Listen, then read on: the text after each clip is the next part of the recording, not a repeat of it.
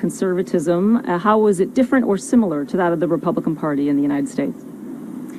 Canada's Conservatives are a party of all Canadians. We're a big tent party that focuses on fighting for small business and entrepreneurs, that stand up for strong families and strong communities, that's going to tackle issues facing those communities from mental health to addiction. I'm a new Conservative leader with a new style.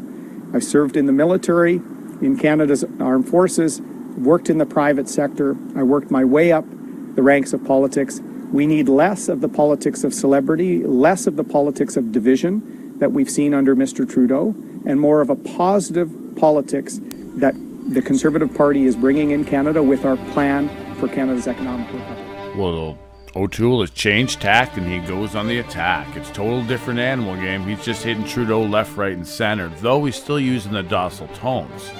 The Bloc Québécois is up in arms over the question. Check our video on the debate, saying about the Quebec's race and so on. Legault, their premier, is asking for an apology and everything. It's up in arms. Looks like the Bloc is rising in the polls to gain 10 seats in this election. We're in this election because Justin Trudeau hoped he could use the pandemic for his own political interests.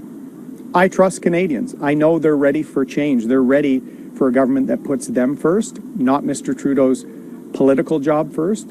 They're ready for a plan for our economic recovery after COVID-19. And we're going to work relentlessly every day of this last week to talk about our positive vision for getting Canada back on track and bringing unity back to this country, something Mr. Trudeau cannot offer Canadians.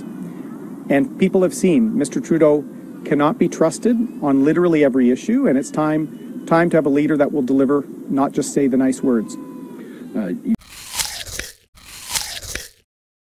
On programs like the CERB and other things, because there are working opportunities in all parts of the country. In fact, in some parts of the country, there's huge labor shortages.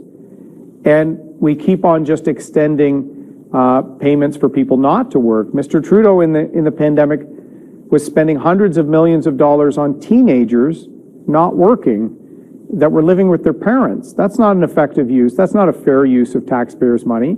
So we want to give working families a break. It's why we're doubling the Canada Workers Benefit. It's why we're providing more supports for families with someone in the family with a disability. 1 in 5 Canadians have that.